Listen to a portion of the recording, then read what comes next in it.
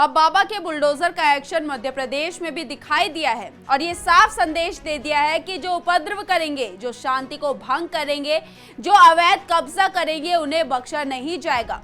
हमने अभी तक बस योगी राज में सुना था कि माफियाओं के घर, प्रदर्शनकारियों के घर पर बुलडोजर चला, लेकिन अब ये बुलडोजर की गड़गड़ाहट तो मध्य प्रदेश में भी सुनाई देने लगी है।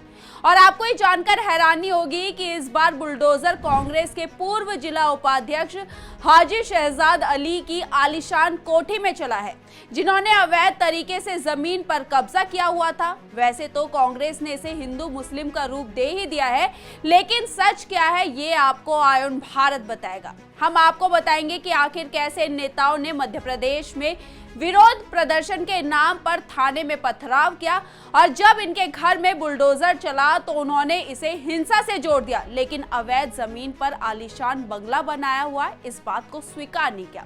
क्या है पूरी खबर डिटेल में आपको बताएंगे, लेकिन उससे पहले आयन भारत को जरूर सब्सक्राइब कर लीजिए। नमस्कार, मैं मंजू रुद्याल और आप सभी का स्वागत है आयन भारत में। मध्य प्रदेश की मोहन यादव सरकार ने पूर्व कांग्रेस जिला उपाध्यक्ष हाजी शहजाद अली की आलीशान कोठी पर बुलडोजर चलवाया, ये खबर है। लेकिन बुलडोजर क्यों चलवाया, इसे समझिए। इसके दो पहलू है। पहला एक कि थाने में पथराव हुआ और दूसरा ये कि सरकार ने अवैध जमीन पर बने बंगले पर बुलडोजर चलवाया है, हिंसा के आरोपी के घर पर नहीं। इसके पहले पहलू की बात हम कर लेते हैं। दरअसल महाराष्ट्र के अहमदनगर में बाबा गिरी महाराज की एक टिप्पणी को मुस्लिम समाज ने भड़काऊ माना। बाबा ने पैगंबर मोहम्मद के खिलाफ आपत्तिजनक टिप्पणी की थी। बाबा के खिलाफ मध्य प्रदेश के कई जगहों पर विरोध प्रदर्शन भी हुआ, लेकिन छतरपुर में ये प्रदर्शन इतना आक्रामक हो गया कि प्रदर्शनकारियों ने पुलिस थाने में ही पथराव कर दिया। पत्थरबाजी से एसपी, थाना प्रभारी सहित 2 पुलिसकर्मी घायल हो गए। थाना प्रभारी की हालत गंभीर बताई गई, जिसके बाद मुख्यमंत्री मोहन यादव ने इस दुर्घटना को दुर्भाग्यपूर्ण बताया और कहा कि मध्य प्रदेश शांति का प्रदेश है, कोई भी सुनियोजित तरीके से कानून को हाथ में ले ये बिल्कुल बर्दाश्त नहीं किया जाएगा। तनावपूर्ण हालात को देखते हुए प्रशासन अलर्ट मोड में आ गई।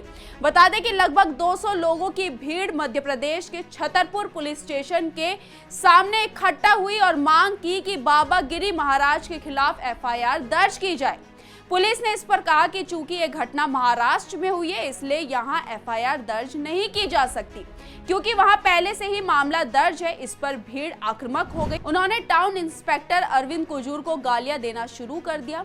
कई अन्य पुलिसकर्मियों पर हमला कर दिया, जिसमें कुछ घायल हो गए।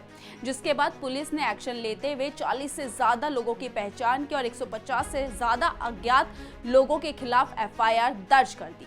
और पुलिस ने कहा कि समूह का नेतृत्व जावेद अली और शहजाद अली कर रहे थे और वो लाठी, डंडे, पत्थर और तलवारों से लैस थे। उन्हें देख के साफ लग रहा था कि ये भीड़ प्रदर्शन करने नहीं बल्कि हिंसा करने आई है।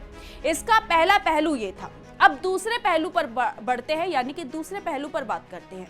दरअसल मध्य प्रदेश सरकार ने 21 अगस्त को कांग्रेस के पूर्व जिला पदाधिकारी हाजी शहजाद अली के आलीशान बंगले को ध्वस्त कर दिया और ये कार्रवाई उस घटना के एक दिन बाद हुई जब छतरपुर थाने में पत्थर फेंकने के आरोप में शहजाद अली और उनके भाइयों और करीब 200 अन्य लोगों पर मामला दर्ज किया गया था। इसलिए शहजाद अली ने दावा किया कि ये दोनों ही मामले यानी पथराव और बुलडोजर एक्शन एक दूसरे से जुड़े हुए हैं, जबकि नगर निगम के एक अधिकारी ने इस पर कहा कि बुलडोजर एक्शन अतिक्रमण हटाने के लिए किया गया एक नियमित अभियान है, क्योंकि हाजी शहजाद अली का आलीशान बंगला 20,000 वर्ग फीट में बगैर परमिशन के बनाया गया है। लेकिन फिर भी कांग्रेस और हाजी शहजाद अली का यही कहना है कि बुलडोजर एक्शन इसलिए किया गया क्योंकि वो प्रदर्शन में शामिल थे।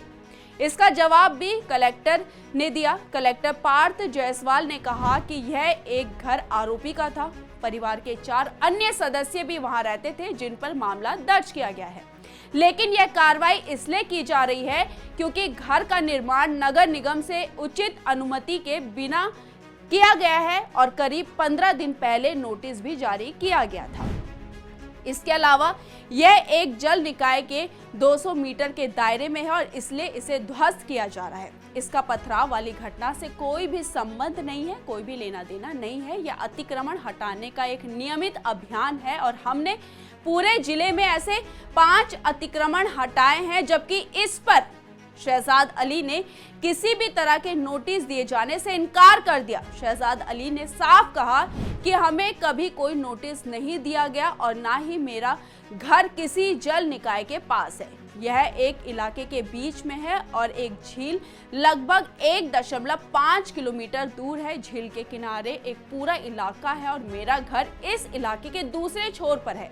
यह तोड़फोड़ महज पुलिस थाने ने घेराव के प्रतिक्रिया में की है, जबकि सरकार ये साफ कह चुकी है कि ये आलीशान बंगला कई फीट तक बगैर परमिशन के बनाया गया था, इसलिए बुलडोजर एक्शन लिया गया। पर ये विपक्ष है और वो इस पर धर्म की राजनीति तो जरूर करेगा और शुरू भी कर दिए। इस मामले पर कांग्रेस के राज्यसभा सांसद इमरान प्रतापगढ़ी ने अपने एक्स अकाउंट पर लिखा कि भाजपा सरकार की मुसलमानों के खिलाफ नफरत का एक और उदाहरण देखिए।